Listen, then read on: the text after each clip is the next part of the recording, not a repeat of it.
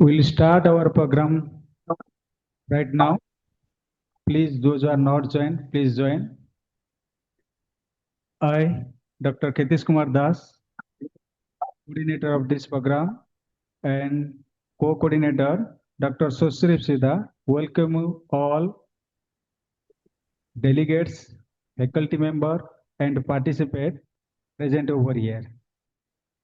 This auto FDP program give you the share knowledge and exchange idea among ourselves. And as we know, this program, it's a 6 days program. We need 80% minimum attendance and 70% mark for the said exam. The exam will be conducted on the last day, that is 20th, after 7 p.m. You need to appear this exam, and for that you should secure 70% mark. Thank you again for joining and choosing our FDP program once again. And one thing I want to share here, that is our personal things, that this program, when we applied this program, that our honorable ex-principal, Dr. 𝗕𝗵𝘂𝗯 sir was there, and he insisted us to apply this auto FD program, but unfortunately he is no more there. We have we all should pray, may his soul rest in peace. That is a sad thing for us. Now I want to introduce our patents, our chairman sir, CA Rampra sir, and sir Dr. Manoj, Professor 𝗕𝗫𝗄𝗏 Ramesh.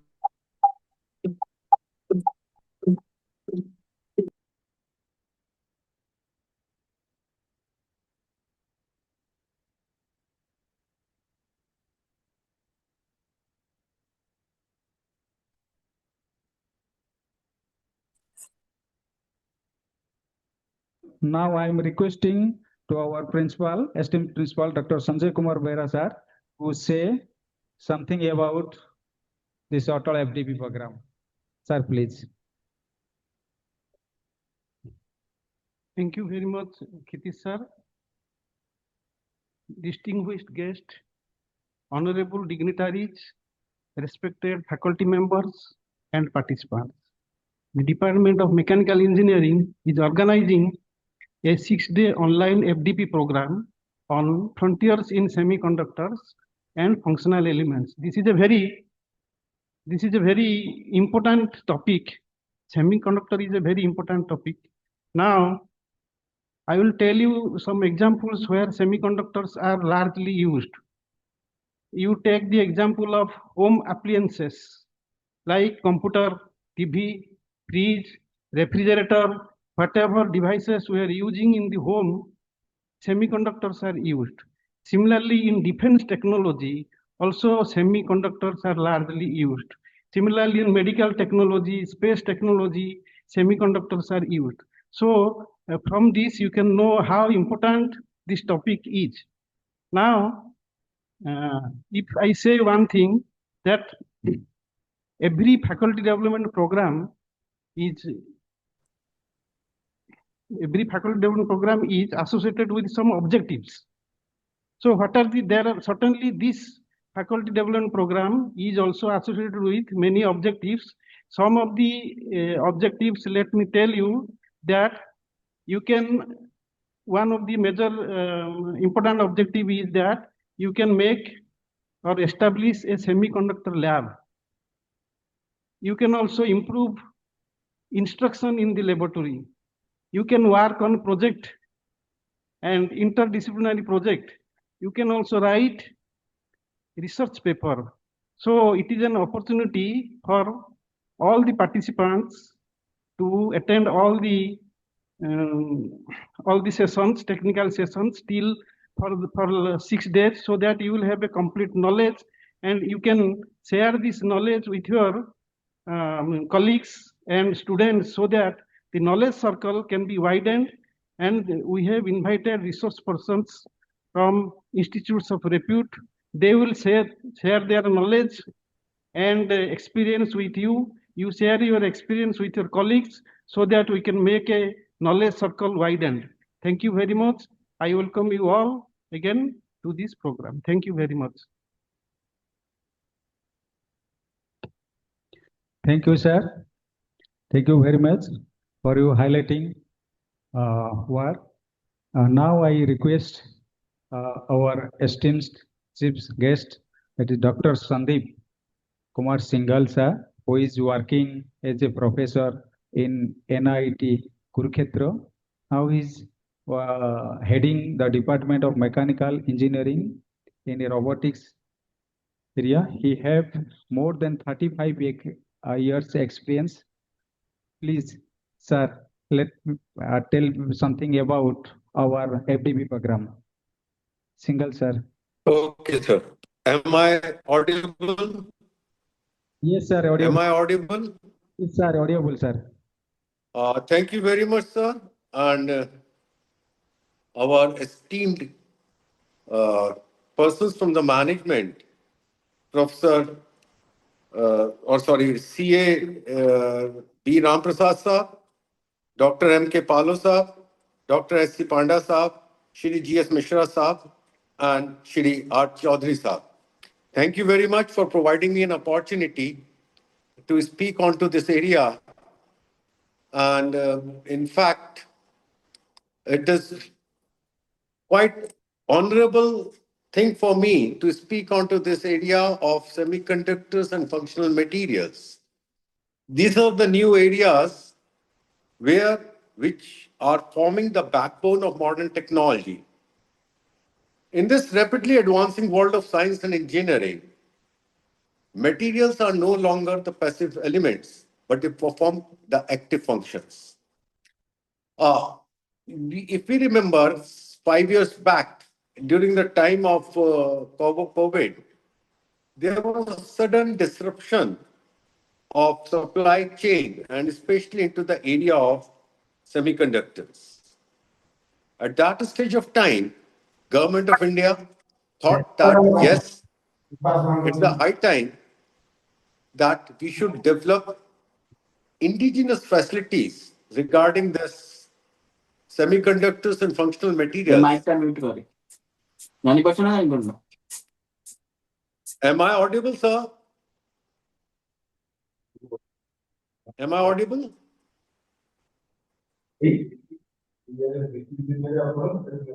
Hello? Am I audible?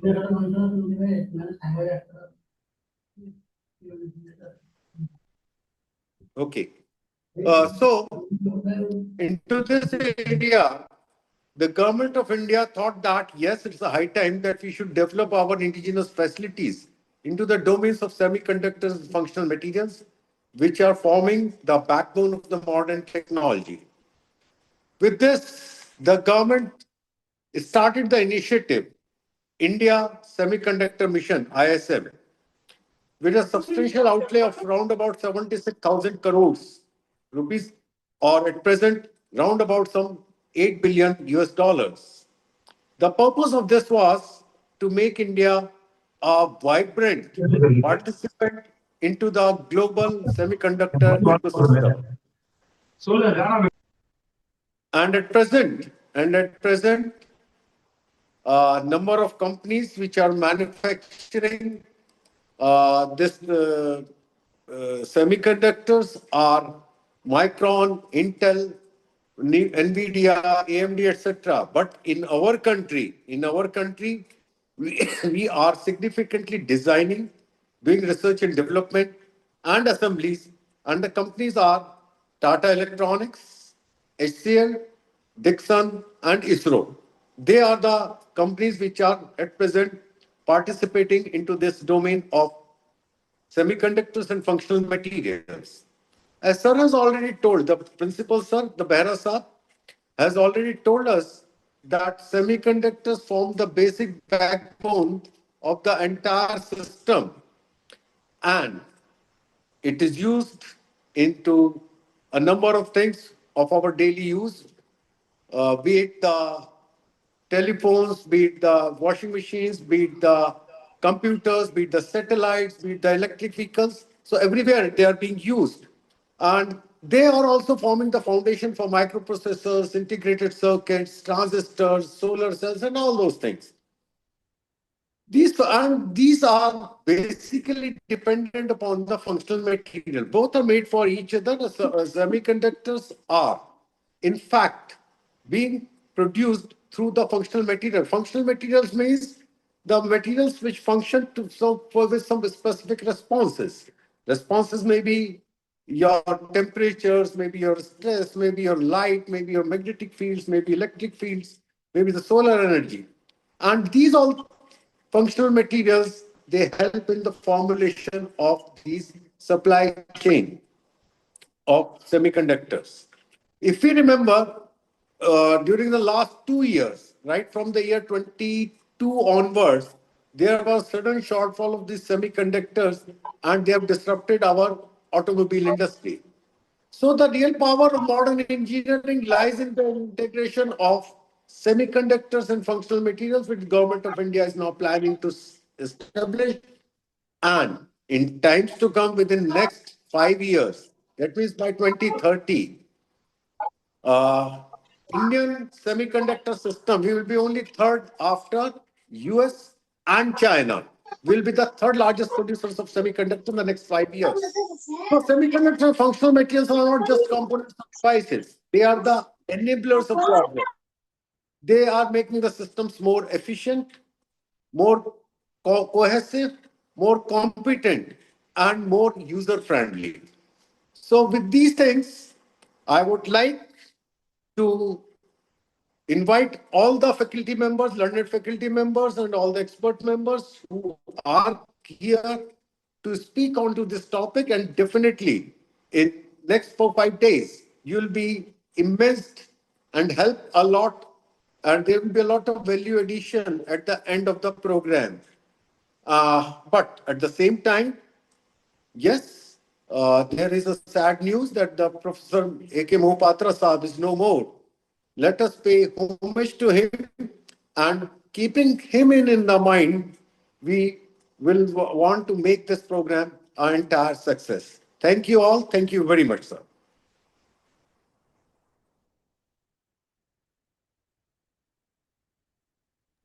Time from your busy schedule.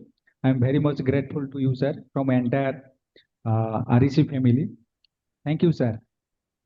Now, I request one of our resource person, Dr. 𝗕𝗬𝗙𝗵𝗵𝘂𝗯𝘁 sir, please share something about our FDP program. Please, sir. Hello, good evening. Namaskar to everyone. So thank you so much for giving this opportunity to be part of this great program.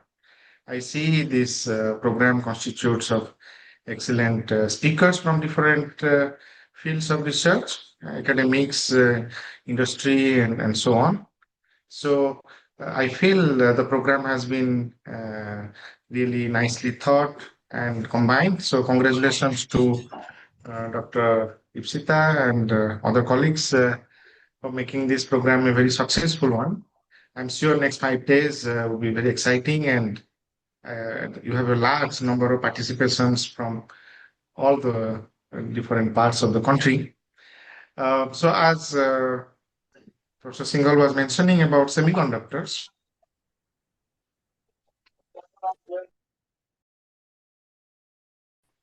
can you hear me now? Yes, sir, we can hear you. Yes, sir. Okay. So you just had now, because I was speaking, I didn't know that I was mute. Okay. So I will begin again. So, yeah, good evening, everyone. Namaskar to everyone. So I'm very happy to be part of this program where I see a large number of colleagues from different parts of India. And I must congratulate the organizers, particularly 𝗕𝗵𝘂𝗹𝘂, for putting a lot of efforts, and other colleagues for bringing really excellent speakers from different fields of research. I'm sure next 5 days would be very exciting for the participants as well as for speakers like me, where we have a chance to interact with you. So just Professor Singhal was mentioning about semiconductors. Obviously, this is something upcoming arena where India is expected to do well, and I'm very hopeful that we will do well. But there are definitely other areas of research where India is also emerging, and we have to be independent. We have to be in the forefront to compete with other developed countries. As he was rightly mentioning about quantum materials, we are functional materials. So obviously, I think you all are probably aware that Government of India has kind of initiated, and already the quantum mission has started. So about 6,000 crores have been allocated for this for next 5 years. And there are a lot of researchers who are involved in making new type of quantum technology, so to say. Obviously, it will not happen in overnight. A lot of efforts need to be put. A lot of people have to come together to make really some impactful outcome. But again, I'm very, very hopeful that India will do well, and we will succeed. So it is very nice that this kind of program will actually bring the colleagues from different universities, colleges, and so on to be updated with the ongoing research activities in various areas. And if you have any questions, if you have any curiosity, please discuss with speakers like me. I'm sure everybody will be happy to discuss with you. So I wish everyone a fantastic next 5 days. The evenings are kind of exciting for you having these talks. So good luck, everyone. And yeah, I'm looking forward to my talk afterwards. Thank you so much for giving this opportunity.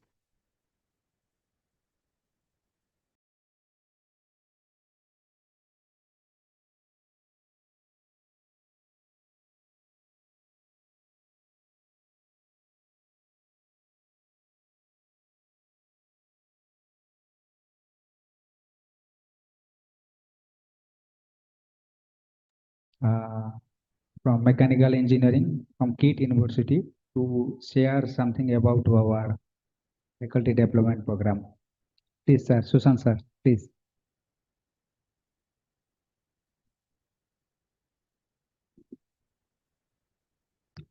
Sir, hello.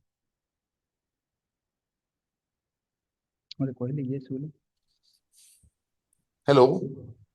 Yes, sir, Susan, sir. Is it audible? Yes, sir, audible, Hello? sir. Yes, sir, audible. Audible, sir. Yeah, just a minute. I don't know why it is my sound is not mute. I don't know. Uh, Some problem at my end. Okay, just a minute. Yeah, it is audible? yes, sir, audible, sir. Okay.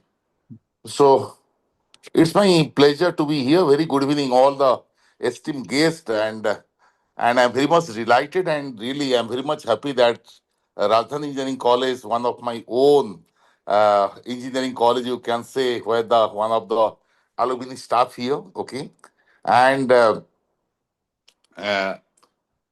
exactly, I'm really very delightful because a nice program you were organizing this FDP program. Actually, this program, let me tell you, and actually, I was in a meeting, that's why I have not picked your call. And it will give a strong network from the different fields, heterogeneous audience, heterogeneous departments will develop a strong bonding actually. And obviously, a research skill also you will enhance. You can develop the basically what is the national priorities. Suppose artificial intelligence, the IoT, all the digital platforms are the best essential right now. Everyone will come to know that so that we can share among our raw materials, our students. In future, that will be the cream of this FDP. And similarly, if you go with the obviously it will enhance your career growth. Similarly, But career growth, obviously, once you will be in that platform, you will get a number of queries, number of questions, and number of answers you have to reply. So that number of learning session also will be there. So indirectly, you can say it will be a career growth. And automatically, most of the industry people nowadays, they're involving in this platform. So you can say it is a mixture of industry institute interface, or it's a channel so that actually we are in the bookish language and industry people the real world language, so that we can get number of things from them. And then obviously the our educational skill, the institute's quality, innovation, creativity, all these platforms will be enhanced. So I expect this Atal FDP will give him much fantastic milestone within these days. Thank you very much. I am Dr. Sushant Tripathi, the Dean of School of Design from KIT Institute of Technology. Thank you. Thank you very much. Now, once again, I welcome and I'm very much thankful to all the participants who have joined for this FDP program. Now I request co-coordinator Dr. 𝗕𝗫 to give vote of thanks, and next we will start our session at 6:30. Our first speaker, let you introduce. Good evening, everyone. Myself, Dr. 𝗕𝗫𝗙, and I am the co-coordinator of this faculty development program. So first and foremost, thank you very much, Singhal sir, Shubhankar Vedant sir, and Sushant Tripathi sir for your very, very kind words. And as we come to the end of today's inaugural session, it's my privilege and honor on behalf of the organizing committee to propose the vote of thanks. And I extend our sincere gratitude to our college management and our director sirs, for our Mr. Gaurisankar Mishra sir, Ramesh Chaudhary sir, and Sarat Panda sir, for guiding and supporting us throughout this journey. And of course, our sincere thanks to our principal sir, Dr. S.K. Behera, and thank you for your kind words. And there's, as Kiti sir said, it's very personal to us, because this program would not have been possible without the support of one person, that is Dr. Alok Kumar Mahapatra. He was our he's our ex-principal of this college, and actually he compelled both of us to apply for this FDP, and he would have been very happy to see this number of participants and all of our resource persons. And I express my heartfelt thanks to all the distinguished resource persons for their excellent deliberations and for enriching this FDP with their vast knowledge and experience. I would like to sincerely thank AICTE and the Atal Academy for providing us this wonderful platform. And also, I take this opportunity to express my deep appreciation to the honorable heads of the departments, our deans, and all members of the advisory and organizing committee for their constant encouragement, cooperation, and support throughout the planning and execution of this FDP. This would not have been possible without you all. Thank you so much. And I'm extremely grateful to all the faculty members and technical team whose behind the scenes efforts ensured smooth coordination, flawless technical arrangements, and seamless conduct of these online sessions. And finally, a special word of thanks to all the enthusiastic participants from various institutions across the country for their active involvement in this FDP. With this, I conclude our inauguration ceremony, and we will start our technical session. So our first talk is by Dr. Shubhankar Vedant, who is a professor in physics of Niger, and he is currently serving as the head of the Center for Interdisciplinary Sciences, CIS Niger. His research primarily explores nanomagnetism and spintronics, particularly in the context of various quantum materials.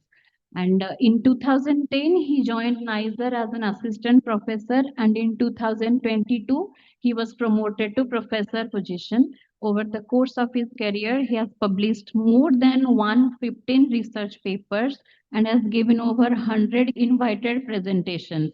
He is also a senior member of the IEEE Society. And apart from that, I also know him as a very friendly, kind, and extremely talented person. Sir, please share your screen. Okay. Thank you.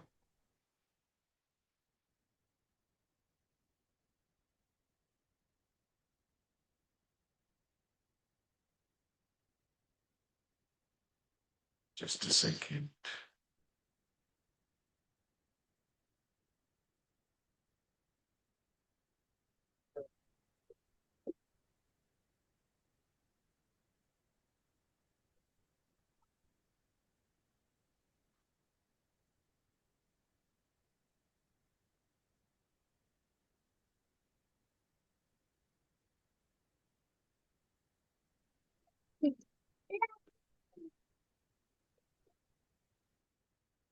All right.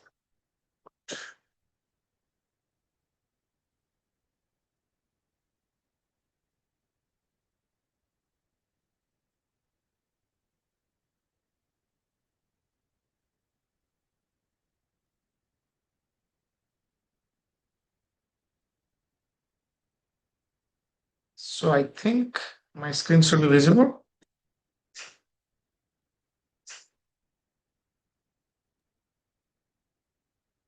Susri, can you hear me? Sir, actually, please pause the screen for a while because we need to have a screenshot of this photo for reference purpose. Okay. So I will stop sharing, huh? Okay, sir. All participants, please video on. Please do the video on. Please. All participants.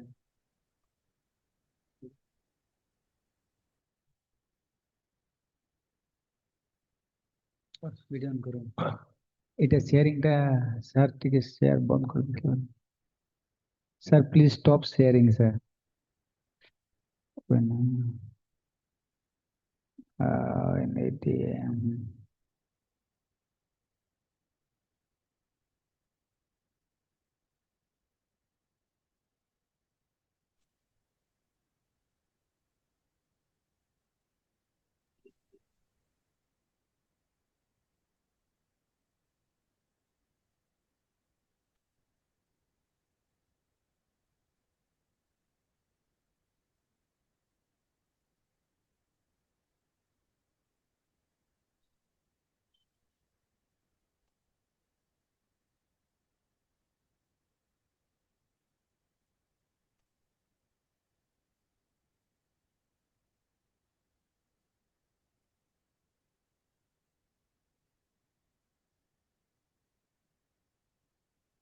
Please do video on.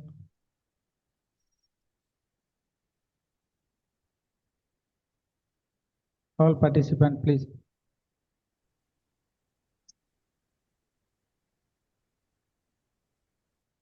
ठीक है screen सुनने जान दो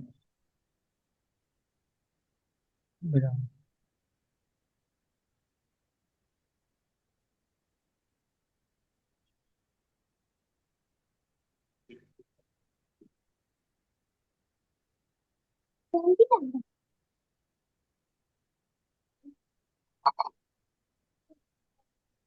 okay.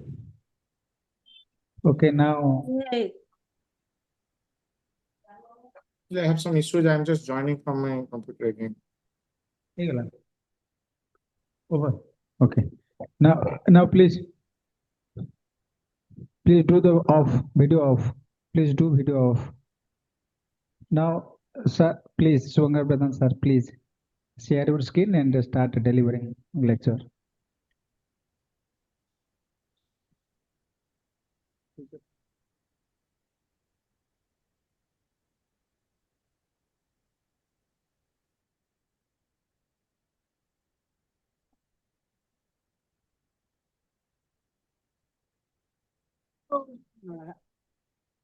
ஏன் சாமி பார்த்து கட்டி நீ நமக்கு வேலை இருக்கு தர்றேன்டா இருடா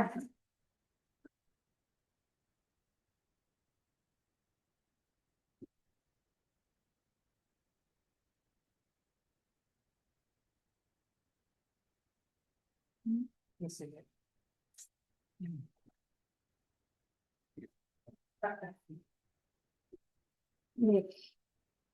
Sir, please share your screen.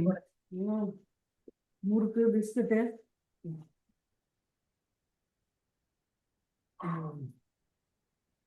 அது எப்போ வருது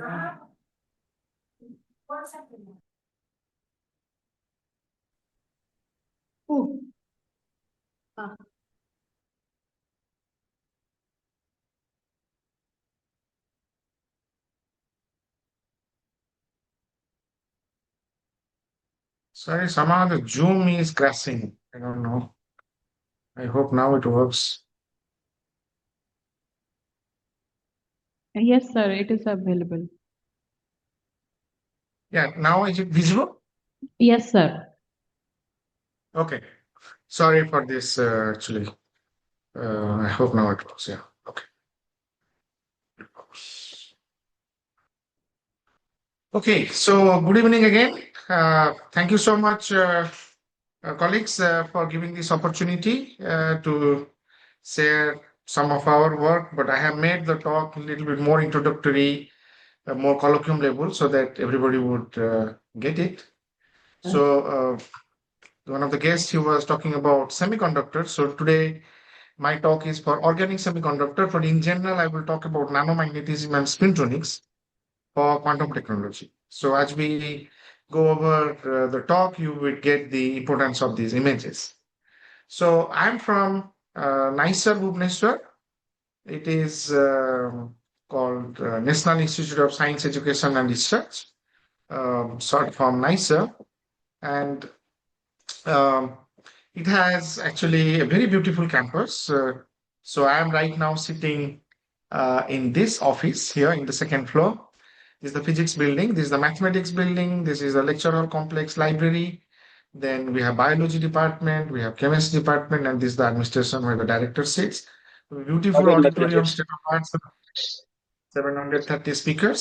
So I request all the participants if you could kindly mute because sometimes we hear some disturbances. It would be very kind if you could mute. Okay.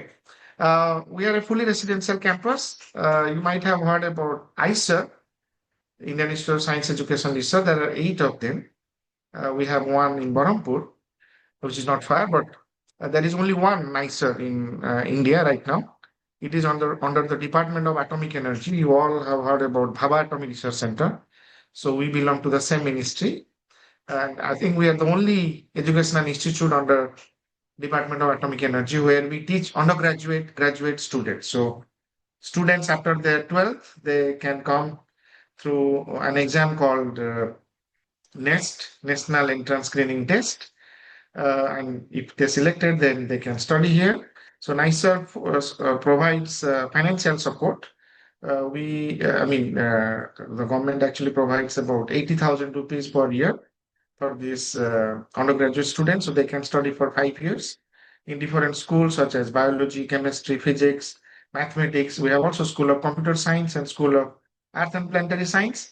And we have also a master's program in medical radiological physics. So basically, this is like a job-oriented program where the students, after they graduate, they can become like scientists or operating scientists of various machines, which is used for cancer therapy, so basically in cancer hospitals.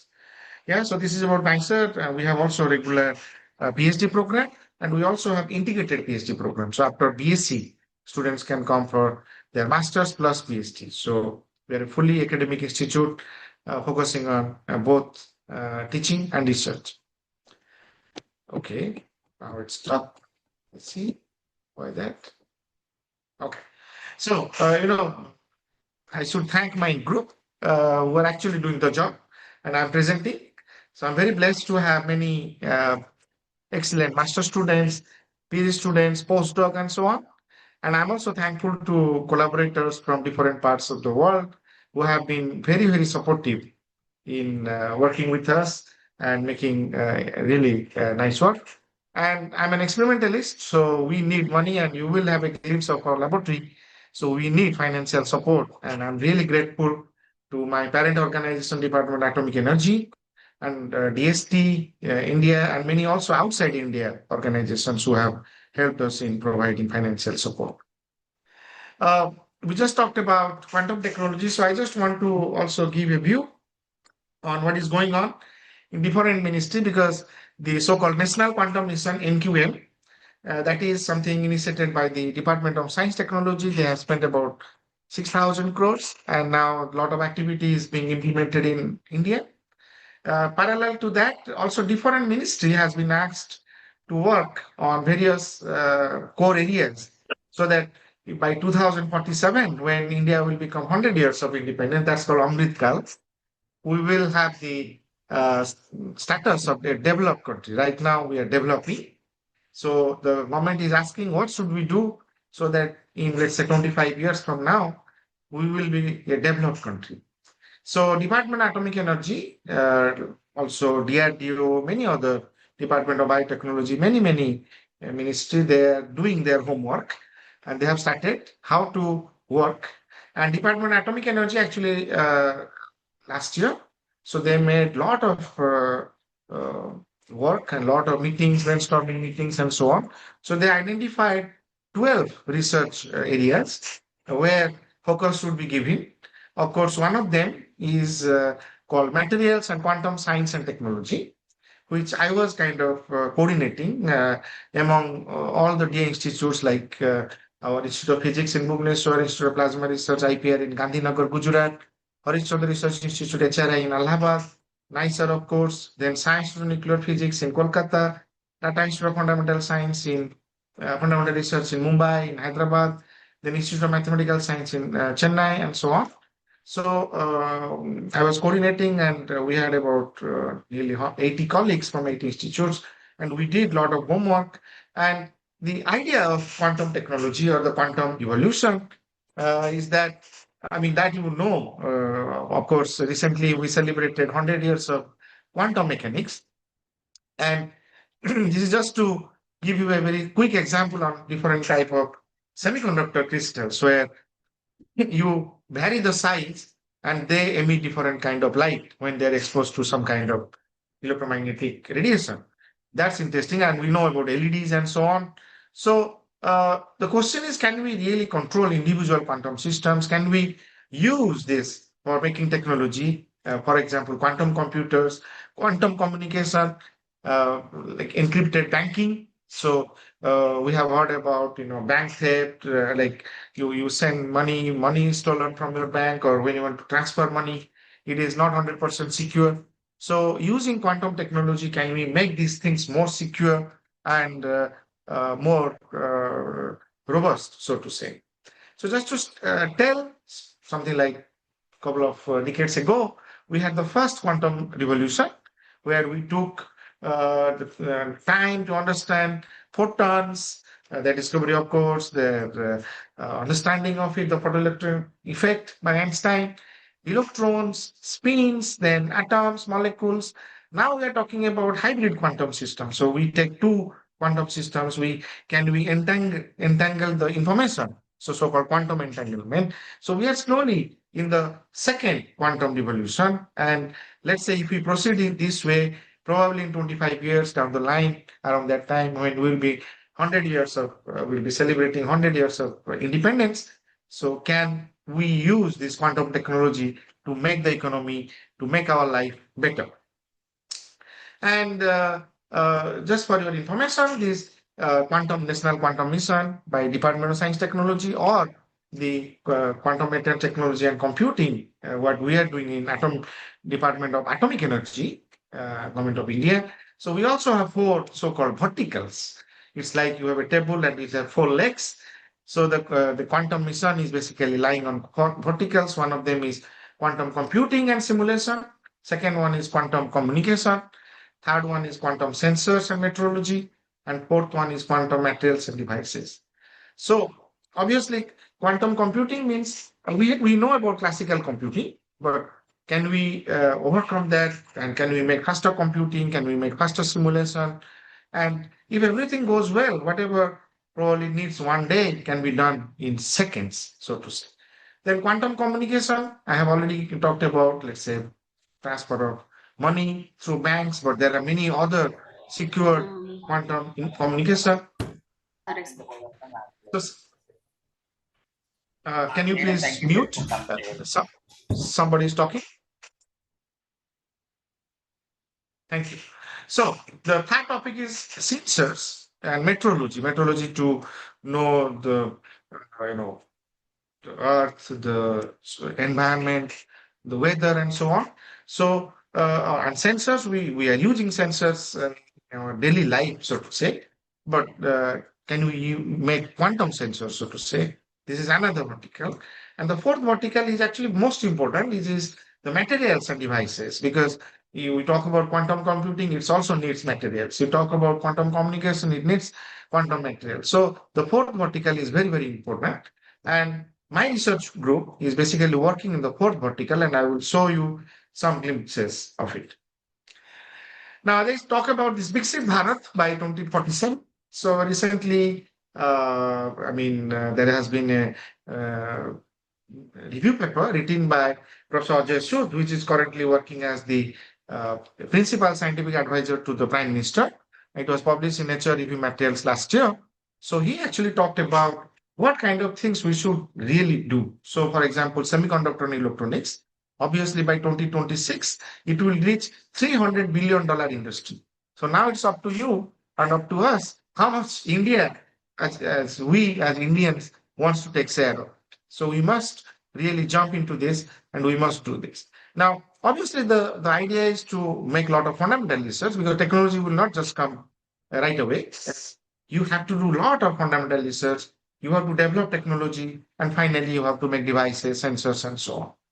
And if you look in Government of India's many missions, like Make in India, National Mission for Electric Mobility, we know electric vehicles are coming, National Missions for Bioscience for Human Health, also there, quantum technology is useful, National Mission for Green India, which makes less carbon emission and so on, Waste to Wealth, there is also a national mission, superconductor computing mission, climate change mission, solar mission, we know about solar mission. There are also many quantum materials are actually used, and so on. So you see, this national quantum mission is not a very different mission, which is disconnected. It's very much connected to these different type of missions.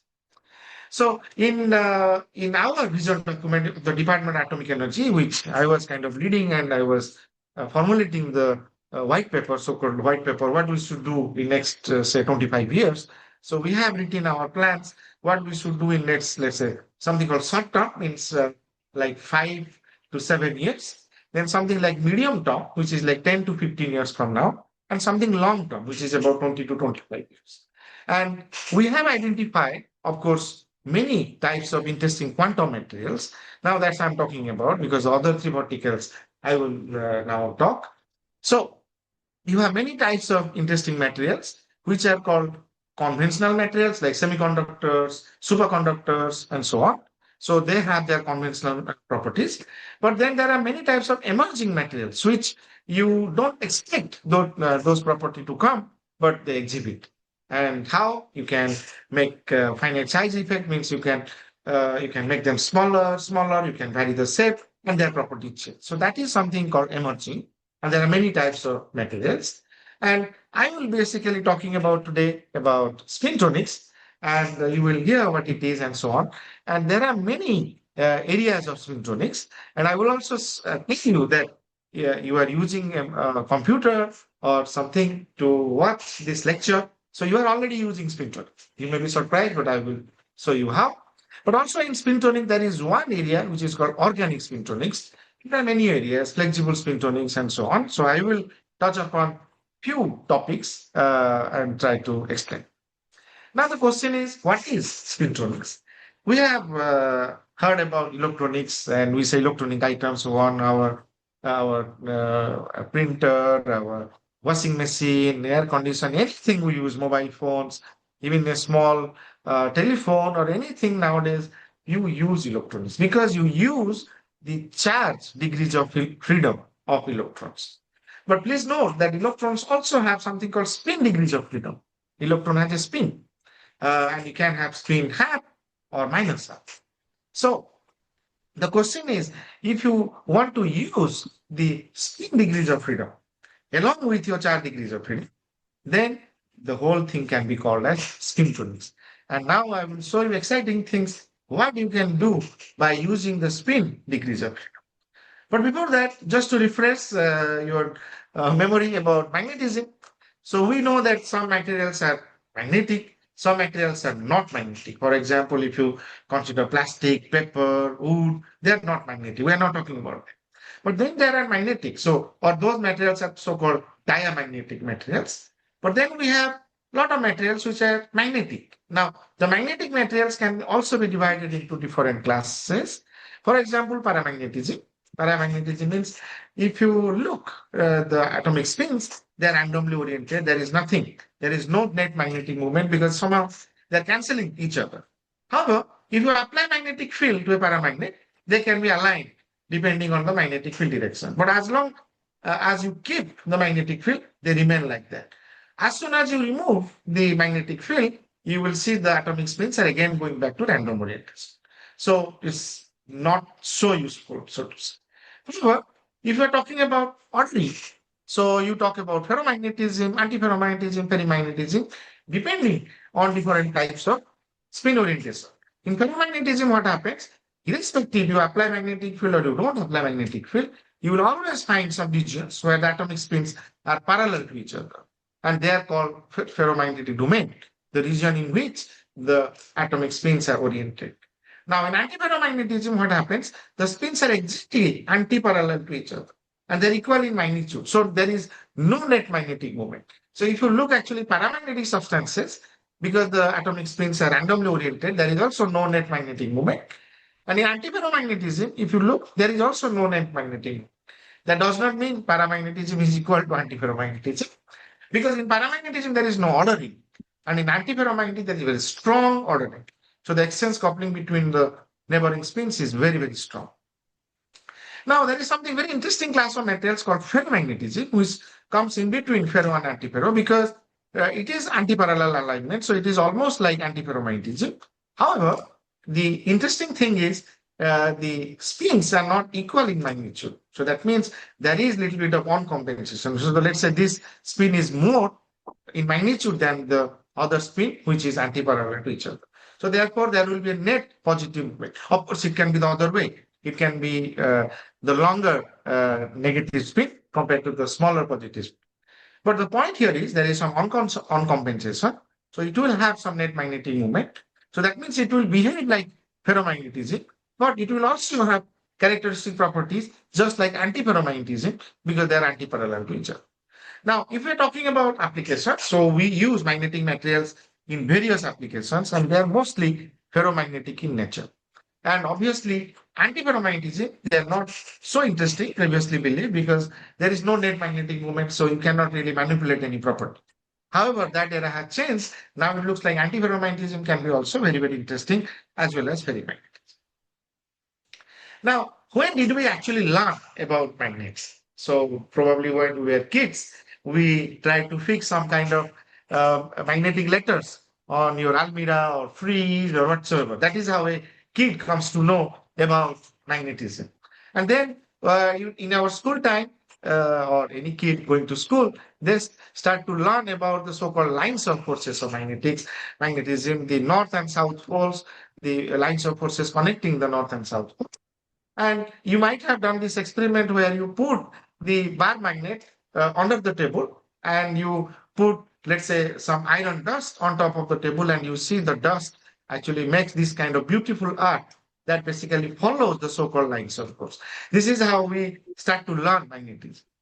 And if you talk about magnetic technology, so then maybe we can see this picture, which looks like that fish from Mahabharata when Arjuna went and put the arrow on the fish eye and could marry Draupadi.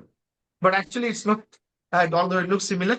It is one of the first magnetic compass. We know about, for example, Columbus, Vasco da Gama, many other like famous discoverer who went in the ship, who discovered continents, who discovered countries, and they could travel thousands and thousands of miles in the ocean.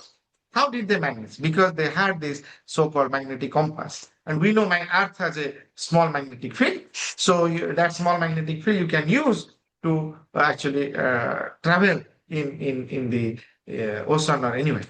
And just to tell, like, of course, Columbus was a great discoverer.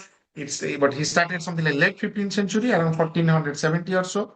But at about 40, 50 years before, even there was another Chinese discoverer who went with similar compass and discovered most countries in Africa, actually. So just to tell you, I mean, I don't want to compare who is better, who is worse, but the point is, in the year 1400, you already have this kind of magnetic technology. And there are many, many hundreds of magnetic technology which we use in our daily life. You think for yourself, but just to, let's say, pick one of these technology, which is compass, as I said. So this is one of the first magnetic compass, how it evolved with time. So we see the World War time, and then I believe everybody is using a smartphone. So you have a magnetic compass also in your mobile. That is how you are using magnetic technology. Now, how this research in magnetism actually evolved with time? I think, in my opinion, there are many, many important discoveries. But one of the greatest discovery, which is probably by Mr. Oster in 1820, who discovered that electrical currents can create magnetic fields. And we learned that in our textbooks. Yeah. And about 10 years later, actually, Mr. Faraday, he just told just the opposite thing, that if you change magnetic field, it can also create electric field. We know about electromagnetic induction, or so-called Faraday induction, electromotive force or EMF, Lenz's law, and so on. Okay, what happened? So my screen has some issues. Sorry for that. Okay. Yes.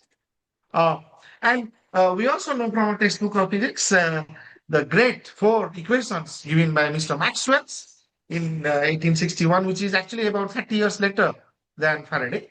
And he established the relation between electricity and magnetism through this beautiful 4 equations. So I think these are the major discoveries in the field of magnetism. Now, coming to computers, because we are using computers, and if you look, the first ever computer which was made in 1940s, it was huge. I mean, it was like a big lecture hall. It had 18,000 vacuum tubes, 7,200 crystal diodes, 70,000 resistors, 10,000 capacitors, and so on.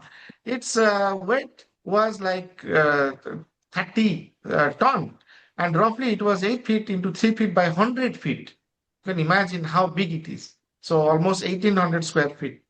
And it consumed 150 kilowatt of electricity, and it had no memory. And of course, with time, we could produce memories in our computers. And this is one of the first IBM computer with hard disk, 1956. Again, very big computer. It will consume space, at least one big room of our house.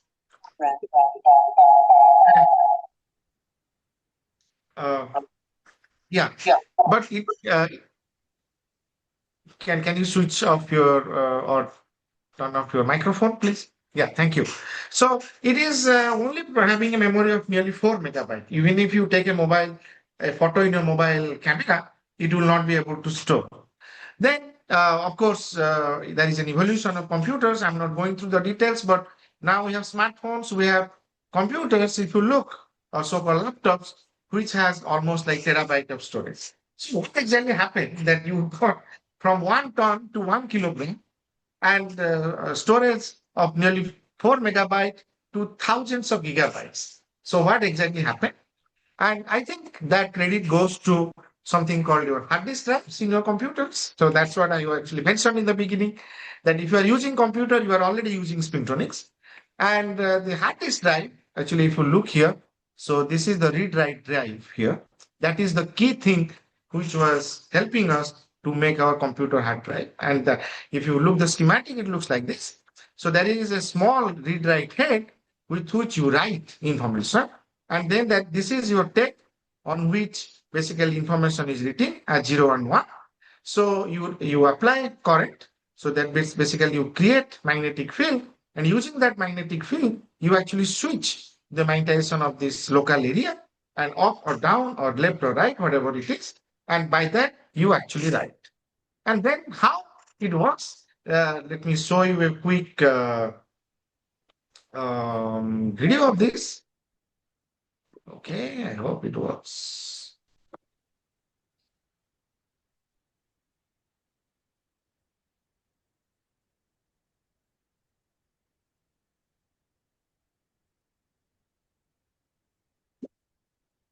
Just imagine these are two ferromagnets having similar orientation because they're looking at one direction, and an electron is trying to cross it.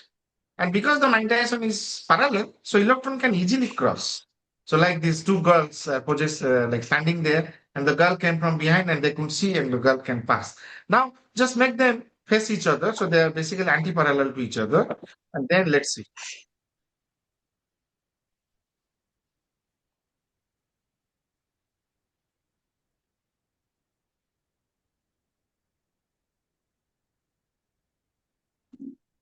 Yeah, you see that.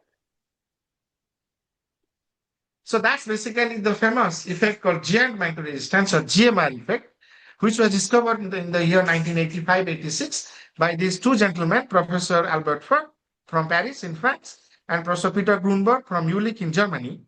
And for their phenomenal discovery, they got the Nobel Prize in 2007. And that GMR effect is basically used in our computer-aided writing, and I show you how. So let's say if these ferromagnets, shown here with red color, they are parallel themselves, and the blue is basically some layer separating them through which some coupling happens. Now, if they're parallel and you pass an electron, so as that girl passes, so same way, actually there will be very less scattering, so basically less resistance. And if you measure the resistance versus field, you see almost no resistance. But if they're anti-parallel, so you get maximum resistance, and that's the maximum resistance. By this, you get actually high resistance. And that's exactly the concept of scattering, quantum mechanical scattering, by which you create 0 and 1 state in your system. And that is how you actually write information, that the Boolean algebra works. Now, I think it looks very good that we have terabytes of computers and we have very good hard disk and so on. But then what is the problem? The problem is the following. There are two types of hard disk, by the way. One is hard disk drive, or so-called HDD, and another is the so-called solid state drive, SSD. SSD is something which works with capacitors. So you know capacitor can be fully charged or discharged. So fully charged means 1 and discharge is 0.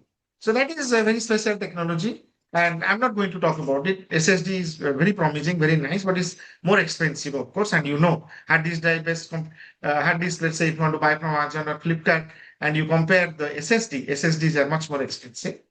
And as we speak today, or this lecture is happening through Zoom, and the organizers are recording it, which is good. But the point is, this recorded video will be stored somewhere, which will be based on hard disk drive technology. So even today, your Facebook, your Instagram, your WhatsApp, Zoom, anything you talk about global data storage, 90%, I think, storage happens with hard disk drives. So it is really important that we focus on computers based on hard disk drive. Now, there is a problem. Although I showed you that schematic, if you remember, that there is a small coil at the tip here, okay, it's a small coil, and through which you actually apply a magnetic field and you write the information. So if I ask you how much power we are using, it's actually not much. I mean, you don't use too much electricity for running a computer compared to an air conditioner or fridge or washing machine. But actually, if you look, right now, many people are using computers, mobile phone, tablets, iPads, and so on. And with time, more and more people are using. There are still poor people who are not having the luxury of using computers, but at some point they will use. So it has been predicted that something like 15 years down the line, around 2040, you will be surprised to hear that 1/3 of global electricity will be needed for computers. That's huge. We are not prepared for it because that will put a lot of constraint on us, and we don't have too many rivers. We cannot make a number of hydropower plants. Coal plants are too bad for our environment. Nuclear plants are also banned in many countries, but some countries they're doing it. But that will not solve the thing. Of course, solar power, renewable energy is one thing, but still, it was a actually, it possesses a great challenge. Now, the question is, how are you going to handle it? So, I think two choices. One is, okay, if we need 10 times more power from now, fine, we will have to somehow generate it through alternative sources, nuclear energy, whatsoever. Or you have maybe another choice, which seems more reasonable, that you make your computers less power consuming. Because with the current power or the current computer technology, it is actually producing a lot of heat. So, for example, you might have seen if you want to copy some data from a external hard drive or USB stick to your computer or from one folder to another, you see your computer gets heated. Okay, of course, that heating, some heat comes from the integrated circuits, but primarily the heat also gets kind of emitted from this tip of this read write.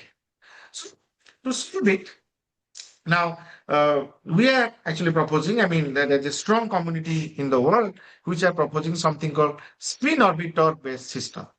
So we have heard about spin orbit coupling, that nucleus, we have stuff in the nucleus and electrons are always revolving around the nucleus. That's good. But if you look in the electron frame of reference, it will appear like the nucleus is virtually moving around the electron. And that will actually create some kind of magnetic field. If you write the Hamiltonian, you will have an extra term which is related to the spin orbit coupling. So the spin orbit coupling is very, very important. Of course, from high energy physics to condensed matter physics, everywhere spin orbit coupling is plays actually very important role. Now, spin orbit coupling has basically one important aspect, that it is directly proportional to your atomic number. Okay, so something again happened with my computer, is giving some trouble. We need better computers. Come on.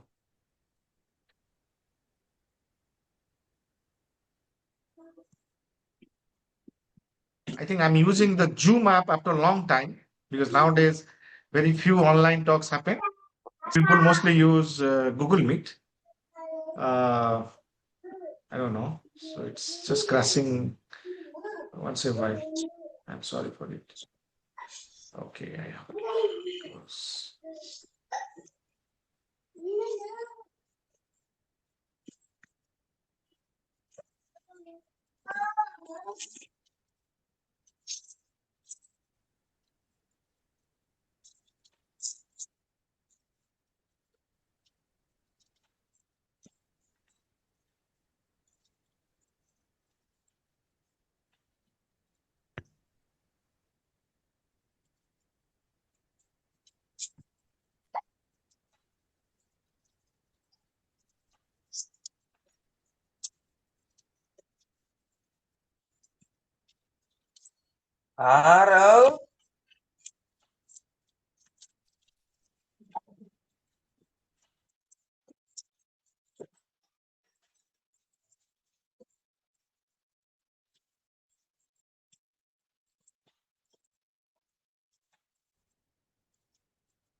Hello, sir. Is there any problem?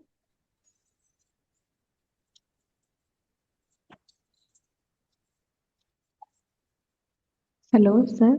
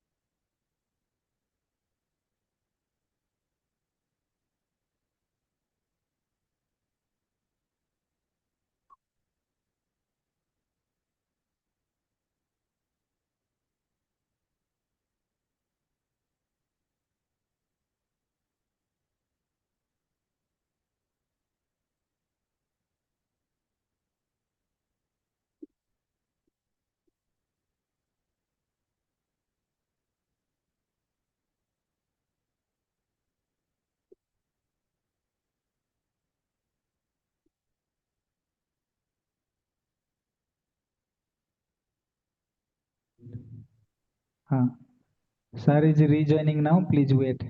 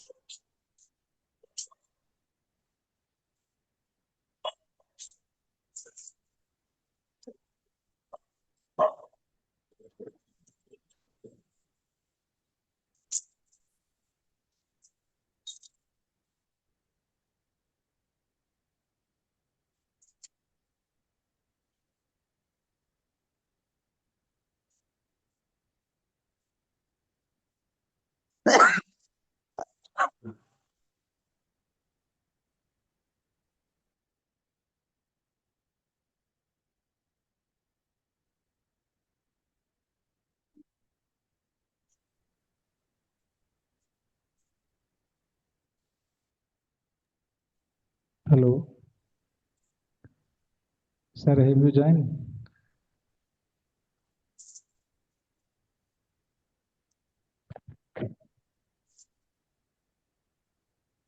Oh.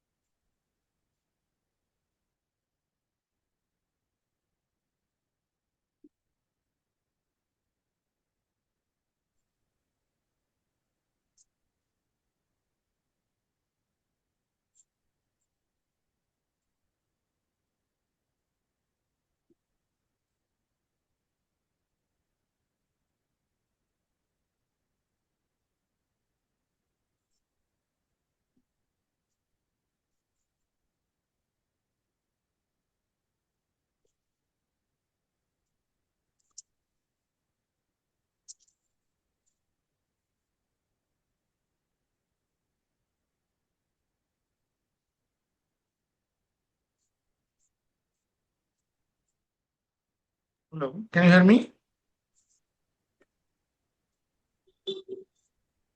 Hello. Can you hear me? Yes, sir. Yes, sir. I'm really sorry. There is some issues with Zoom. Okay, okay. actually. No, sir. No problem, sir. Okay. Please carry on. All right. So let's just proceed. I'm really sorry. It's creating a lot of trouble. It's automatically logging out and I don't know why. Okay. So this spin orbit coupling I was talking about. You pass a charge current and that will actually create a spin current and it will switch the magnetization in the tunnel junction where you are storing the electrons. So if you look, this kind of device, it actually has a magnetic layer which is always fixed in along one direction. So that's called reference layer. And then you have a free layer where you can apply magnetic field to make it up or down.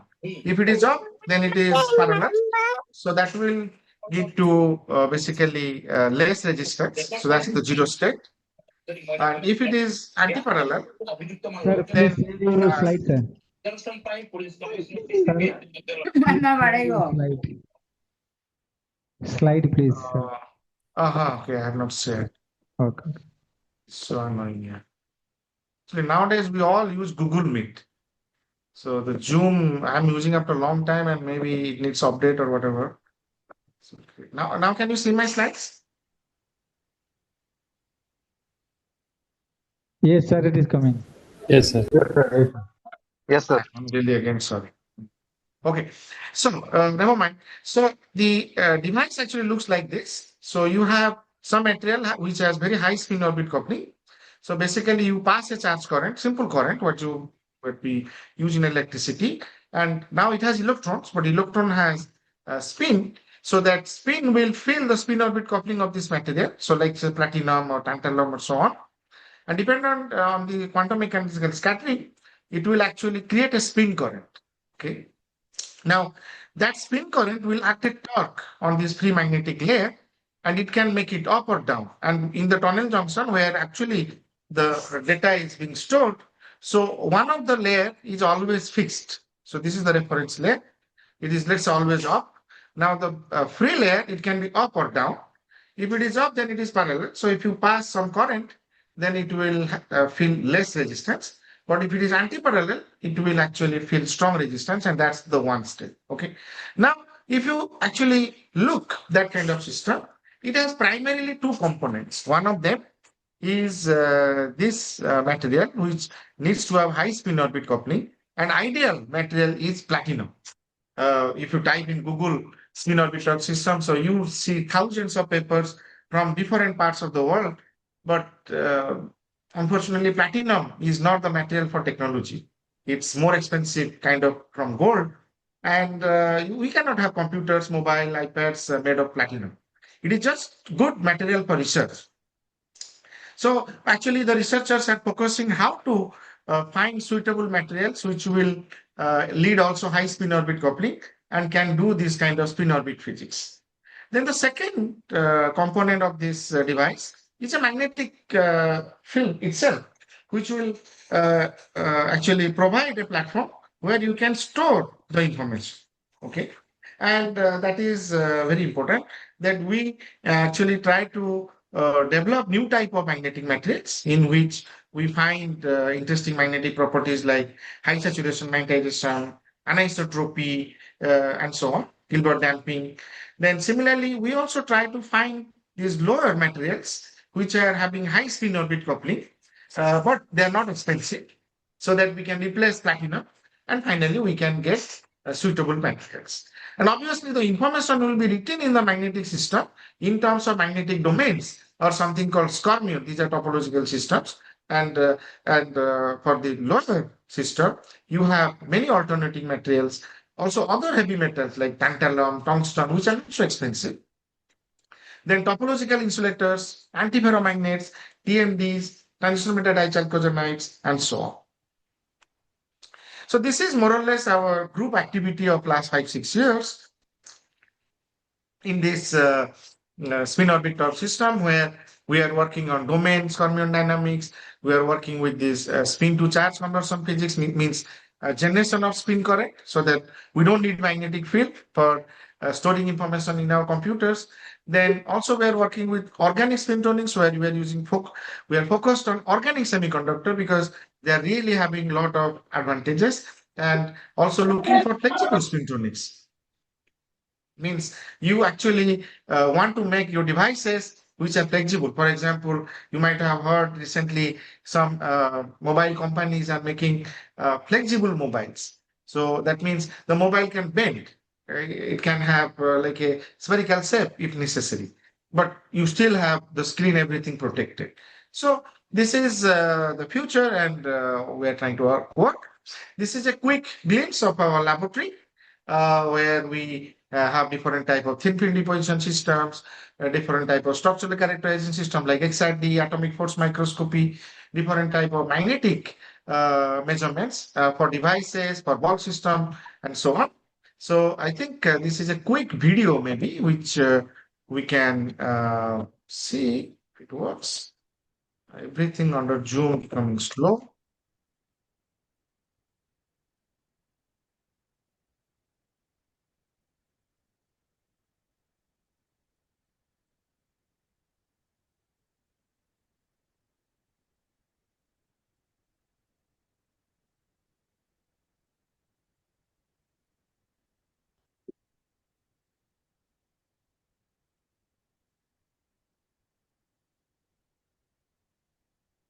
Okay, so this is a quick glimpse of a laboratory.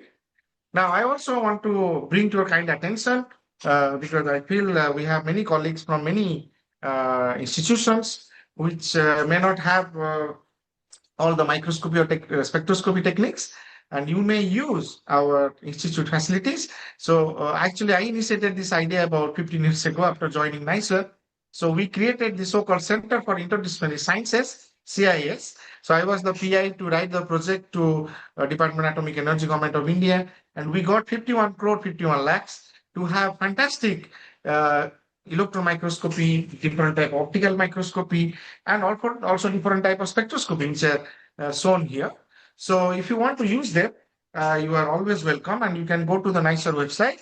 You can find the Center for Interdisciplinary Science, and you get all information. There are some nominal charges, basically to run the machine, the running expenses, but it's not a profit-making organization or profit-making aspect that we want to earn money by this. But of course, to run machines, you need some small money, and that's basically we charge to our users. So if you want to use it, please feel free to contact us, and we will be happy to help you. Now, I just want to quickly go through these different aspects, how we want to measure the spin current, how we want to store the magnetic domains or fermions, how these interfaces actually play important role, and so on. So one of them is this exploring different type of quantum materials, which will be good for future spintonic-based systems, but not platinum. So in that respect, we actually consider standard ferromagnets like permalloy, cobalt, iron, boron. These are standard magnetic materials. But then instead of platinum, we take different type of metal oxides, topological insulators, antiferromagnets, transition metal dichalcogenides, and so on. I do not have time to go through everything, but a topological insulator, some of you may know, some of you may not. It's very interesting class of materials. We know metals, semiconductors, insulators. So insulators, they don't conduct, yeah? So, but these are very special class materials. So the bulk will be insulating, but the surface will be highly metallic. For example, if you consider this mobile phone, the mobile phone, I don't know, it has a width of 7-8 millimeter. So it has something very thick mobile phone, but it has a very thin this screen guard. Okay, so you see it's very thin. Yeah. Now it has also a back cover. We have put a back cover. It is also not very thick compared to the thickness of the mobile. Now just imagine the mobile phone. The bulk of the mobile phone is insulating, but the screen guard and the back cover is highly metallic. You may be thinking it's not possible. It is highly possible. Materials are there where because of some interesting physical aspects, so-called spin momentum locking, you have highly metallic surface states, and those highly metallic surface states can exhibit very strong amount of spin-orbit coupling, so you can actually use them for this kind of spintonic application. I was talking about antiferromagnets. So previously we thought antiferromagnets are bad materials because there is no net magnetic moment. How can we use it and so on? But now it looks like antiferromagnets can exhibit strong spin-orbit coupling and so on. Now, this is our work on different type of this kind of new type of quantum materials where we are trying to see how they can be useful for future, spintonics applications. Now, let's talk about the top part of that device where you have magnetic domains, because finally you are storing information in the form of magnetic domains. The question is why you have magnetic domains. So if you have some kind of magnetic slab, you have North Pole, South Pole, you write the energy. So this looks like that. But if you divide not physically, but magnetically, means you, instead of one region, which is just in the one state, we have two regions, one yellow region and one green region. And you put spins in different way in both these regions, then you see the energy is getting half. So the energy getting reduced means it's good. It is approaching equilibrium. Can you please mute your microphone? Subhas, can you please mute your microphone? Yeah. Thank you. Okay. So now,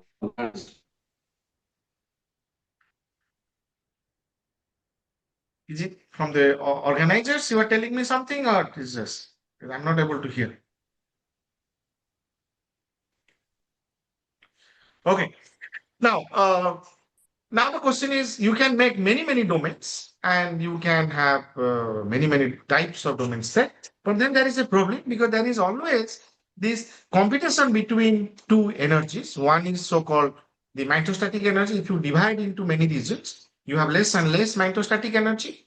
But at the same time, you are also putting more energy because of this kind of domain walls. So you need to actually end up in some kind of compromise, and you will have a finite number of domains instead of an infinite number of domains. Now that there are many types of domain walls, for example, if you look the green, the yellow and the gray, so the spins are just exactly anti-parallel. So there is a 180-degree rotation. So that's the reason this wall will be called 180-degree domain wall. But if you talk about the yellow and green, so there is a 90-degree rotation. So it is called a 90-degree domain wall. You have also many types of strange domain walls and so on. So we are actually working on this kind of domain physics very strongly. And there are two major techniques with which you are able to see magnetic domains and storms. One is the Kerr microscopy. It actually works on a very simple concept of so-called Maloo's law in our undergraduate laboratory. We teach Maloo's law, where we basically take two polarizers and we rotate one polarizer and we measure the intensity, and it behaves a cos square theta formula. So here what you do, if you, let's say, put a simple mirror here and you shine some light going through some polarizer, and then the mirror comes back, and the analyzer, if it is parallel, then you get maximum intensity. But if it is perpendicular, or this called so-called crossed polarizer condition, then you get zero intensity. Okay, it's a simple cos square theta formula. Now you make them crossed so that no intensity comes, but replace this mirror with a magnetic sample. So then you will see so-called magneto-optic interaction, because the light will interact now with the magnetization, and it will rotate the polarization of the light, and that rotated polarization will pass through the analyzer and you will detect. That means whatever you are detecting, it is simply coming from the magnetization of the sample. And that is very interesting. And by that, you can quickly measure hysteresis. You can quickly take domain images. That is one technique. The other technique is magnetic force microscopy, which actually looks very high resolution images, for example, scormions and so on. So our group does various works on different types of magnetic domains, and here are a glimpse of that. And we are also working on something called magnetic antidote lattices. It's basically using defects. So everybody knows that defect is a magnet. That's what we always think. For example, if you are buying a shirt and or a t-shirt and you see there is a hole, so it's defective, we don't buy it. But similarly, if you want to buy a shirt, there is these button holes for these buttons, and you see the tailor master has forgotten, and you don't buy it. You say, who will take the pen to again go to the tailor master, make a hole for the button? So you see, sometimes the same defect can be very bad, sometimes it can be very good also. Same thing for this biscuit bonbon. We have a lot of holes, and you may think that the company is cheating you, but actually these holes or defects are helpful in evaporating the humidity. So that's the reason this biscuit can be crispy for very long time. And that's what I found from internet. So same thing, you look here, like on the road during rainy season, we have a lot of potholes, and you see this gentleman, he's trying his best to come through the available route. So just imagine if this is a magnetic field and you make literally holes in the magnetic field, then you have little bit of magnetic area. So that means by this, you can make the magnetic domains small and smaller. So that means you can do engineering of magnetic domains, and you can do really interesting physics. I hope it works. It doesn't work, these videos. Yeah. So this is, you see the magnetic domains in such kind of anti-Dare lattices, where the triangle is basically, so these triangles are basically hooks, and by this you make domains inside them, and this is one approach to make domain engineering. Okay. Now, the fermions, which are topological magnetic structures, these are very recent topics. Many groups in the world, they are now working, we are working very strongly. So if you talk about total magnetic energy of a system, so you have the so-called exchange interaction, that is from textbook, Kittel. You can say SI.SJ. JIJ is basically the exchange coupling. So you have also magnetostatic anisotropy. So that is here. This is simple G-man energy. But you have something called 𝗕𝗫𝗃 interaction, DMI. Okay. So this is a cross product of two spins. And we know that from simple 12th or 11th textbook physics, when you have vector product or cross product, it will make a tilt. So the net vector will be actually perpendicular to the plane considering SI and SJ. So that means it will actually lead to some kind of tilting. Some chiral magnetic states will be formed. And that's exactly you can do to make some kind of topological protected states like 𝗕𝗫𝗃. Okay. And you can use it for future data storage. And our group is strongly working on stabilizing this kind of fermions in different type of magnetic systems by having different type of interactions and so on. I'm not going into details. If you have any questions, you can come back to me. I just want to give you a flavor of different areas happening in spintronics. And you can even really stabilize fermions very, very small, down to 100 nanometer. Now, the next topic is about organic spintronics. So I find this example of biryani very helpful, because how the biryani is cooked. You know, the chef, if you want to cook it at your home, you first take spices, chicken, you cook it, and you make almost the chicken ready. Then also parallelly, you cook this long grain biryani rice, and then take a container, you put the layer of rice, then the layer of chicken, and again another layer of chicken and a layer of rice. You cover it with a lid and warm it for, let's say, half an hour. And after that, you say the biryani is ready. That means now if you eat, the flavor of chicken has gone inside the rice, and that makes the rice very delicious. And even if you don't get any chicken piece, you just eat the rice, you can tell this is from the chicken biryani. Okay. I'm sorry to my friends who are vegetarian, because you will never understand this example. Now, if you talk about organic spintronics with organic semiconductor, the physics is very similar to like chicken and rice. Here, if you talk about organic semiconductor, they are like wood, plastic, paper. So they are not magnetic in nature. But if you bring it close to the ferromagnet, then you will see something will happen at the interface. And this organic semiconductor, which was not magnetic, will become magnetic. How it is possible? So if you look the density of states, okay, of the ferromagnet, you see at the Fermi level, the two majority minority bands are split. So that actually tells that it's ferromagnetic. Now the organic molecule is far away from the ferromagnet, and you look the density of state, there is nothing, it's just diamagnetic. Now let's bring the organic molecule close to the ferromagnet, and you see immediately there is some splitting at the Fermi level. That means the organic molecule, which was not magnetic, now you are making magnetic. It's just like rice. Rice is not a non-vegetarian food. Rice is not chicken, but when you bring it close to chicken, rice has the flavor of chicken. The same thing. So when you bring the organic molecule close to the ferromagnet, you see magnetism is getting induced. And you can also change the magnetism by different type of orientation. How is this possible? So organic molecules are mostly composed of carbon. And if you look the orbital structure of carbon, you have 1s, 2s, the 2p structure. The 2p is all half-filled. That means it is ready to accept electrons if somebody donates it. Now, when you bring this to metals, ferromagnetic metals like cobalt, iron, nickel, or anything, any metal, what happens? There is hybridization happening, and then there is charge transfer. Electron can transfer from the metal to the semiconductor, carbon-based semiconductor, and the carbon-based semiconductor. NSP Can you please mute your microphone? Thank you. So then the carbon-based compounds actually can become ferromagnetic. That is what we have shown. And one of the best molecule to start with is so-called fullerene. You might have heard about fullerene, which is just pure 60 carbon atoms. And it is also having this buckyball, like football-like structure. And you can study them. And that's what we have tried to study in last 10 years and published many papers. Many PhD students, even the first student, 𝗔𝗧𝗔𝗟, who started now, she is an associate professor in science and nuclear physics in Kolkata, and all others are doing postdocs in Europe right now, except 𝗬𝗏, who is about to finish her PhD here.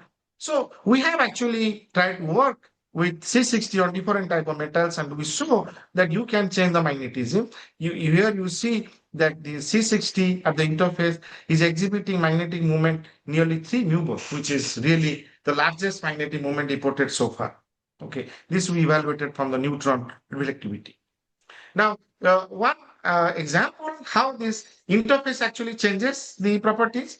For example, sample A means this is the pure iron thin film, and you see the hysteresis loop. I do not have much time to go through everything, but you have the domain images. Now, what happens in the next sample? We just put a layer of fullerene. And fullerene is again non-magnetic. So if you want to measure the magnetic property, there should be no change. But we see strong change in the hysteresis loop as compared to the reference single layer film. Same thing with the magnetic domains. And that we have explained in all these papers. And if you have questions, I'm happy to answer. That primarily due to the hybridization physics. Same thing here also in perpendicularly magnetized film. By doing this trick, by putting this organic molecule, or this is something called spin interface. That means spin at the interface. You can actually do engineering on magnetic domains. So here the domains are used without C60, but with C60, the same magnetic field, everything same. But now you can do the domain engineering, you can change the anisotropy and so on. So we wrote actually an invited perspective article on this emerging field of organic spintonics. And if you want, you can read it and so on. Now I will, last 5 minutes, I will just briefly talk about the so-called flexible spintonics. So flexible electronics is already in the market. Okay, many things, many sensors, many things, but there you are using primarily the charge degrees of freedom. Now question is, can we use the spin degrees of freedom? Definitely yes, to make many types of sensors and so on. So you can put it on your finger, you can put it on your hand and so on. Now, what is future? So we will have like bendable smartphone probably. We will like, you can make it straight, you can wear it. And now let's say if I'm wearing a smartwatch, I'm only using the front part.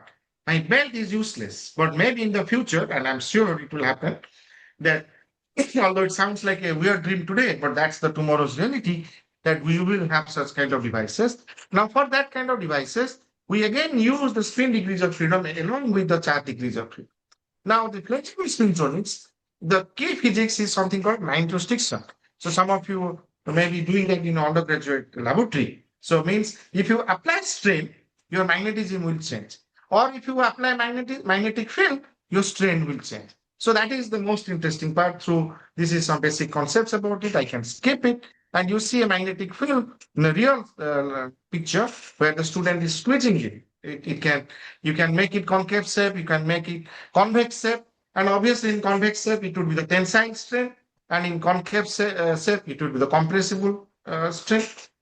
Now, if you make it different type of radius, your strain will change. And then when your strain will change, using the magnetostriction, your magnetism will change. And that's what exactly you see here, that by applying strain positive or minus, that means this is the tensile strain, the negative axis is the compressible strain, your coercivity can be tuned or manipulated. Same thing, also your magnetic domain images can be manipulated. These are really giving path to our future spintonic devices. And we have shown this, and Ishita Pandey, she finished her PhD last year on, I think she's the first PhD in India from the flexible spintonics, and she got the best thesis award, and she is now doing postdoc in Germany. So with this, I think I'm almost at the end of the talk. I'm again very, very sorry that during the talk we had lot of technical glitches, but believe me, it's not my fault. It is just the Zoom creating a lot of trouble. But nevertheless, I think we probably agree. I hope I convinced you that the nanomagnetism spintonics phenomena can be greatly helpful, and there are many things which should be explored, such as interactions, architecture, interface engineering, different type of quantum materials, and so on, which can be useful for future spintonic devices and quantum technology. So with this, I like to thank you all. And if there are questions, I am very happy to answer. Thank you very much.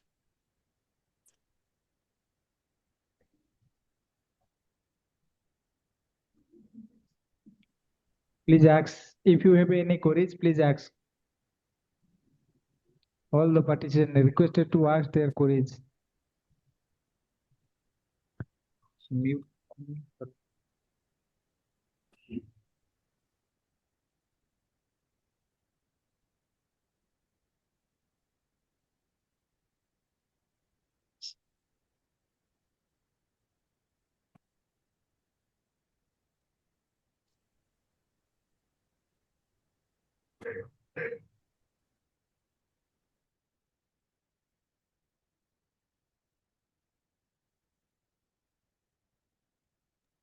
Dear participant, if you have any queries, please ask.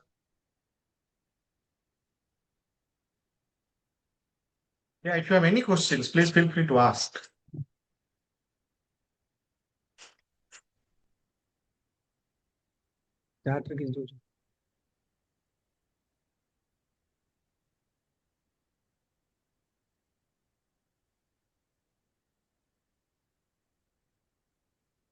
Because I could have taken a little bit longer time, but because Ipsita said we should finish in 1 hour so that we have half an hour of discussion time. So I skipped some slides and so on. Yeah, Sir, please. sir, Hello. Mr. Sir, Bhubaneswar, am I sir. audible? Can we do one thing? Can we make like you have raised hands in Zoom? You can raise hands and we can go one by one.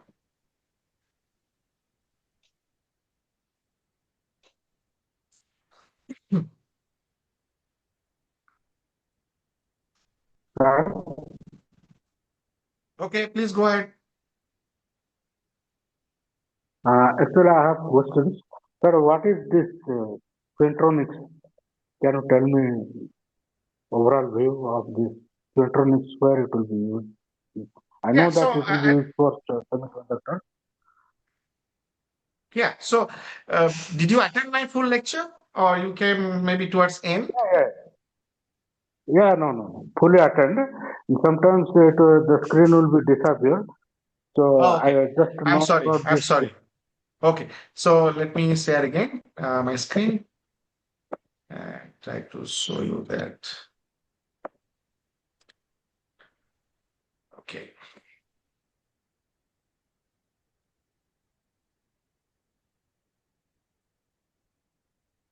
See, electrons have actually both charge and spin. You agree with me or not? Yeah, that is okay. Okay. Okay. So in our normal electronic devices, we are primarily using the charge degrees of freedom. Okay. But in the current devices, in the current electronic devices, you are not using the spin property of the electron. You agree? Yeah. So, but if you use the spin property of the electron or the spin degree of freedom of the electron, so then that's called spintonic. Just like you use the charge, that's the electronics, because that time nobody thought that you can use actually spin. But later on, now it has been shown that you can use the spin degrees of freedom. And that's how our computers are made up. Actually, if you are using any computer which is made after 1998, okay, which I believe everybody is using, then you are using spintonics because the read write head of your computer is using the spintonics phenomena to store the information in your computer. So that's basically spintonics. And obviously, spintonics has many applications. So from biology to engineering to material science to sensors and so on. So spintonics has many such applications. Yeah. I hope I answered. If you have further queries, please let me know.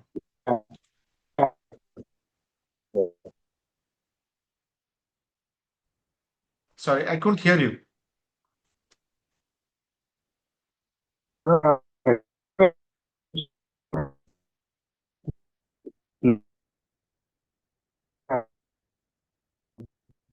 I mean, Ipsita, can you hear what he's telling? Because I cannot hear. No, sir. What he's saying is not audible. Yeah, I think his internet is having some issues. Yes, sir. I'm sorry, Mr. Sudhir, you can write your question or comments in the chat box. Maybe your internet is not good, so we can hear. Okay, there is Abha Dargar. Please go ahead. Sir, uh, sir, someone is asking, Monica Trivedi, can you give any Okay. example of conducting polymers? Well, as I said, usually polymers are mostly semiconducting. So semiconducting and conducting are almost similar. With slightly semiconductors have slightly higher resistance. So in a way, the semiconducting polymers are also conducting polymers. So exact specific name, I mean, I'm not very familiar with polymers, but I know there are many polymers which can be conducting.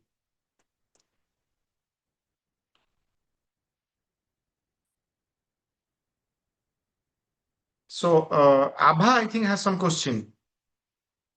Can you please unmute and ask?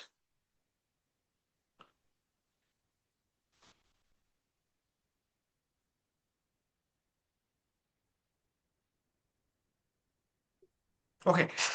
I see Sankhamitra Sunani asked about how does SOT impact power delay or what is?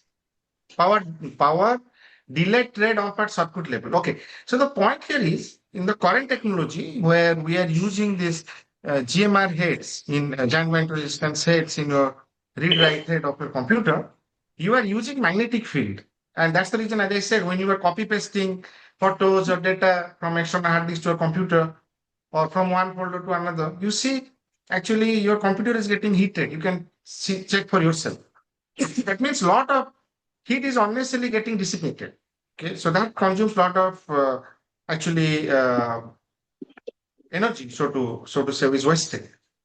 Now the question is, can we avoid it? And yes, in spin orbit torque systems, you don't need any magnetic field, because if you see the whole idea is basically to write the information. I'll go back to that image. So this is our current technology where you are actually using this read-write head and you are applying magnetic field to write your information. So this is the thing here.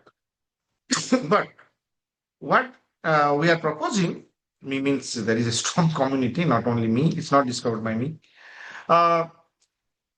If you can just write basically or the information by so-called spin current, there is no magnetic field needed. Okay, so you have the spin orbit coupling, which is creating a spin current out of a charge current. Okay, so I know maybe you are having some kind of difficulty. What do you mean by spin current? So it is like flow of spin angular momentum.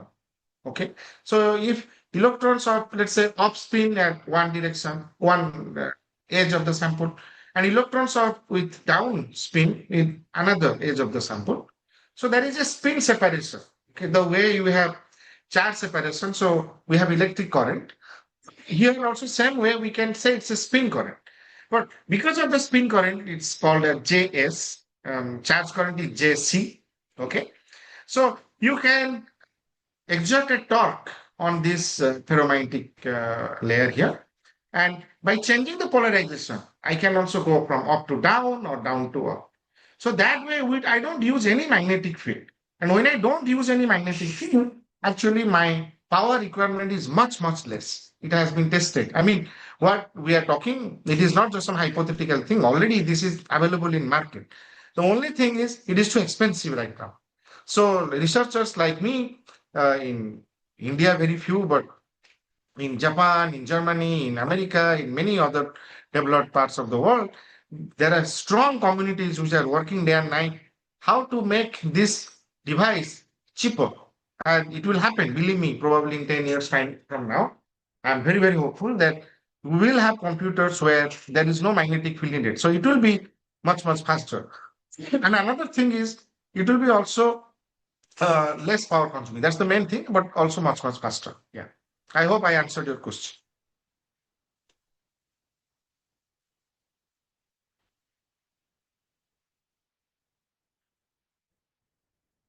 I think this 𝗕𝗵𝘂𝗃𝗧𝗔𝗟, she has a raised hand, but now, if you want to ask Abha, please go ahead.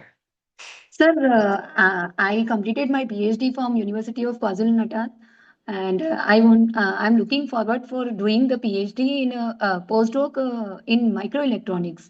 I did the work on 22 nanometer node technology, and after that, my future scope I mentioned is a 5 nanometer node technology.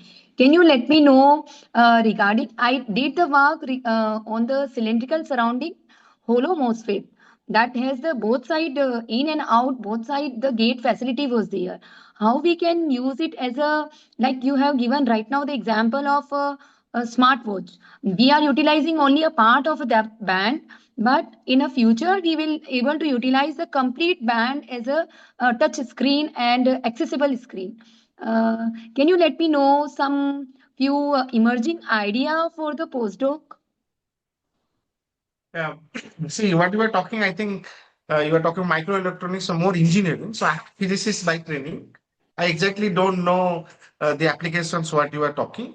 Maybe you can look different IITs. I'm sure they must be working. So, for example, IIT Bombay has a very strong electrical engineering department.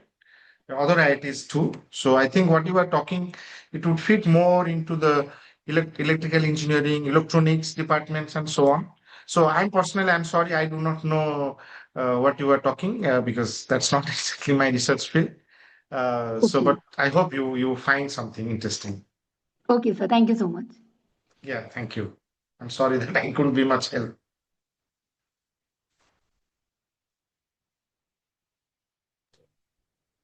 Hello. Yeah. Any other questions, please? There is a question by again Sankhamitra Sunani. How does thermal noise affect SOT switching reliability and nanoscale? It's a fantastic question actually. See, that's really important that you ask this. I didn't go into the details. So thermal effects are very, very important. Thermal noise means because thermal energy. So thermal energy, you can say it is kBT. kB is your Boltzmann's constant and T is the temperature. So kB is a constant, of course, but T more means your kBT is more, so your thermal energy is more. So if we write something, if you have a computer, okay, so we are mostly working the temperature range like, okay, 5-10 degrees, depending if it's very cool place, to like maybe 50 degrees, 55 degrees, or maybe 60 degrees maximum. But what happens if you hit your computer to like 100 degrees? Will it survive? I mean, the computer may not melt it, but it is very likely that you will lose your data. Or if it goes to 200 degrees, I'm sure the data is lost because there is something we know Curie temperature. So the thermal energy can fluctuate. So we have heard about, not heard, we must have studied in quantum mechanics, the double well quantum well. Okay, so you have like two wells. And when we say this spin or the other spin, so in one well, it is like this. I want to just keep it until I want to change it. And this barrier, which is going from one well to the other well, this energy I have to apply to change it. And when I want to change from this to that, I use magnetic field, I use spin current or whatsoever to change the spin from this direction to the other direction in the other well. Now the thermal energy actually can do this. If your thermal energy is too much, it can actually go from one state to the other state without any application of any magnetic field or current. And that's too bad actually. So the thermal energy can be a big trouble. That's the reason in this reference layer, what we see here, or the free layer, this is a magnetic field. The magnetic field must have very strong anisotropy. Anisotropy is some kind of inherent property. It's like if it is facing in one direction, such kind of thermal noise cannot disturb it. Then it will disturb a little bit, but it will not be able to switch Because if it is able to switch, you lose all the information you have stored. So the thermal effect is very, very important. Whenever we want to make any product, we always care that how the thermal energy is affecting, what is the temperature window in which the device can work, in which the computer can work, in which your hard disk can work. So definitely in SOC switching, the thermal energy is also one of the major problem. But it is not much because we are always taking care of the magnetic film, which is very much thermally stable. So, and that kind of magnetic layer we take in the SOT device. So to avoid any type of problems from the thermal effects. I hope I answered your question.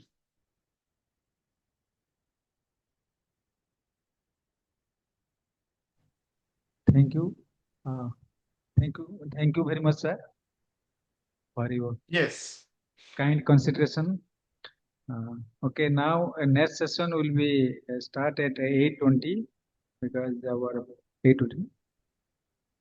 8:20. Please participate and join before 10 minutes. If Sushri Shita, if you want to something.